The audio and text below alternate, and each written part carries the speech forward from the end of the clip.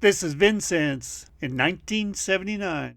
January 8, 1979, about 4.5 inches of snow dumped on Vincennes over the weekend provides plenty of fun above for these youths. They discover Sunday that a spot on McKinley Street near Franklin Elementary School is ideal for ice skating, sliding, and sledding. Enjoying the best of winter are from left to right Greg Kimmel, Karen Richardville, Lynn Roche, Mike Richardville on the sled, and David Veek. While the cold and snowy weather provides fun for many, it means work for those youths as they team up to shovel snow. They are from left Tim Hunkler, 11, Rodney Hunkler, 5, Amy Wetstein, 8, Dustin Gerald, 6. The youths are shoveling snow in front of Amy's house on Main Street.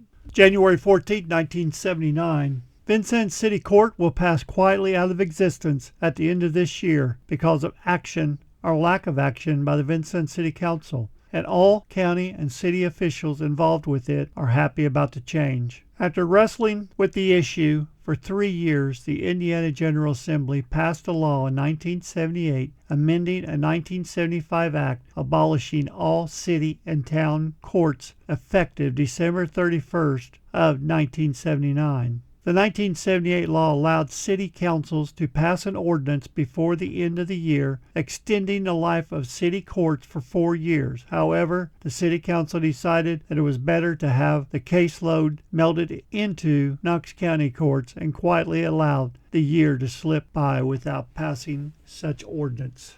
January 15, 1979. The Midwest storm leaves 29 dead. O'Hare International Airport, the world's busiest airport, closed to all flights due to snow-covered runways. Elsewhere in the Midwest, the snow combined with sub-freezing temperatures to cause traffic accidents, break weather records, strand travelers, and leave thousands without electricity. The temperature plummeted throughout the Midwest, and South Bend, Indiana, reported records low as 14 below zero. The Midwest, including Vincennes, Indiana, was under a state of emergency. National Guardmen were called out to rescue stranded motorists, and the armories were used to shelter travelers.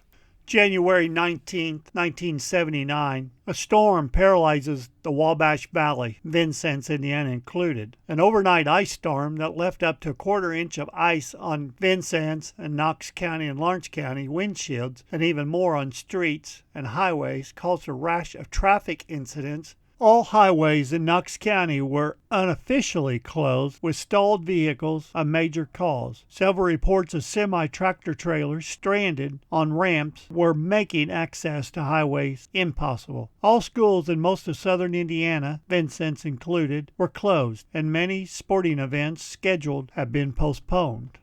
January 24, 1979. A new storm slams into the Midwest. This time of year seems like weather is the main issue. Storm-weary residents of more than a dozen states were walloped again as snow and high winds and freezing rain caused power failures, school closings, and the deaths of stranded livestock. Vincennes and Knox County and Lawrence counties reeled under the new storm's swift onslaught after a night of rain and a 36-degree temperature then held through much of the night. As the temperatures plummeted, streets and highways quickly glazed with ice and became snow-covered, making traffic hazards. Area schools first were delayed an hour, then canceled for the day. Temperature drops to 18 degrees in 6 hours. February 26, 1979. A surprise blizzard that swept through the Midwest and left 10 inches of snow in Vincennes and Knox County. The storm caused severe power outages in both county and city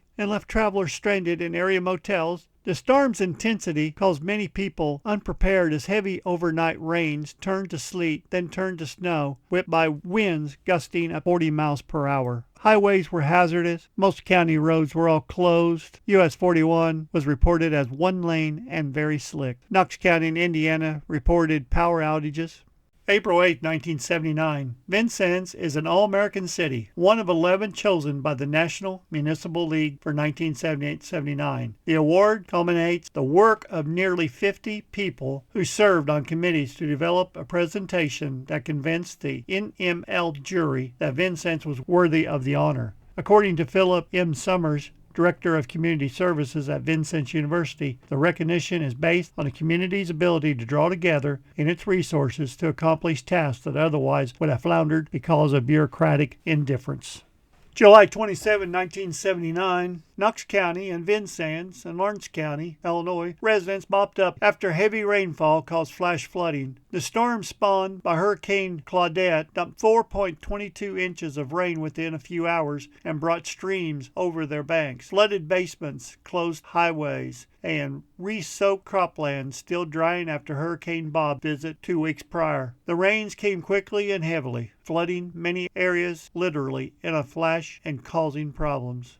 July 31st, 1979. Vincennes will be the first city of its size in Indiana with a police merit board when the 3 members of the board are sworn in. The appointments to the 3-member board were approved at a special session of the Vincennes Board of Works and Safety. Appointments were made by Mayor Clark, the Vincennes City Council, and the Vincennes Police Department. The council appointee is John Johnson, who was manager of Indiana Bell Telephone Office for many years. Elmer Lambotti, 703 Bayou Street, was appointed by Clark. Said Lambotti is experienced in the field of criminal justice. The police department appointed L.J. Benjamin, now the manager of the Holiday Inn. Benjamin is a former policeman and was a police chief under the late Mayor E.H. Montgomery for several years. The merit board will administer the police department and will oversee the ranks and promotion structures. The merit board replaces the Vincennes Police Commission.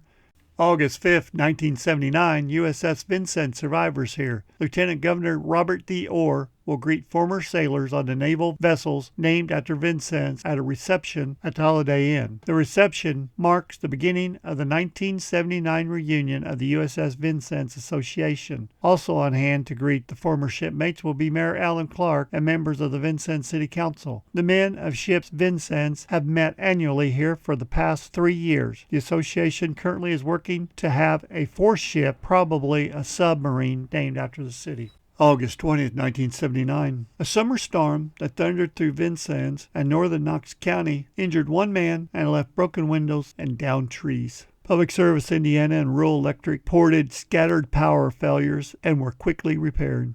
September 7, 1979. New supermarket opens in the city. Harold Supermarket opened a store of the 80s. The store is located at 1400 Washington Avenue and replaces the College Plaza store. The Dixie Plaza store at 15th and Willow Street will remain open. College Plaza store will close. The new store has 22,000 square feet of space with 17,000 square feet devoted to selling space. Himling outlined some of the new features of the store. A complete hot and cold delicatessen, a special wine department, a special meat department with a butcher who will cut prime meats to customer specification, an expanded produce area, a separate cheese section are in the store, bakery, and a new fast checkout system.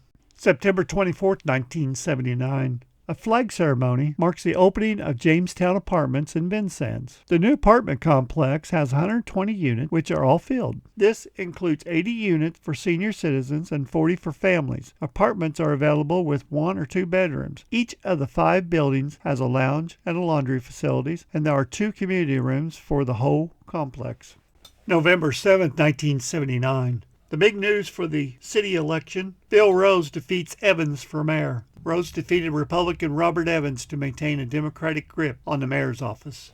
A woman has been elected to the city council. Vincennes found itself with 4 new city council members, including the first woman member. Vera Hansen, who upset longtime councilman John Uterine, is not only a woman but a Republican and the only one to be elected in any of the county's 3 elections. Ms. Hansen and Democrat Robert Tolliver, James Luking, and David Culp will join 3 incumbent councilmen were re-elected. They are Jess Perryman, Max Carey, and Milton Rohr. New council terms begin on January 1st, 1980. The election leaves the current council with 5 lame duck members, including Mayor Alan Clark, 2 councilmen, Jack Johnson, an at-large member, and Woody Allen, Mayor-elect William Rose in the May primary, and Marshall Miller, District 3, was beaten in the same election by Luking. Udine, District 1, was beaten by Miss Hansen. The Democrats continued their dominance of Vincennes amid Republican allegations of illegal election practice.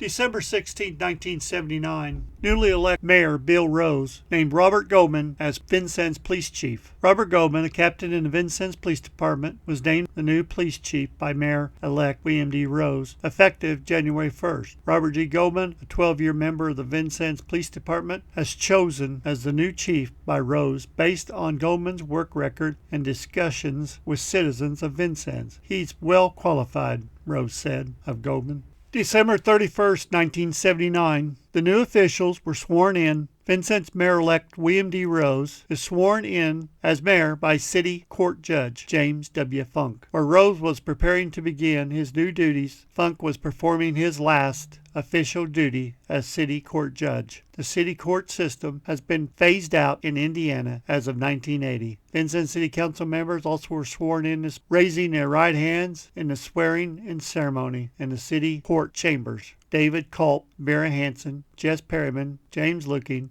Robert Tulliver, Milton Rohr, and Max Carey.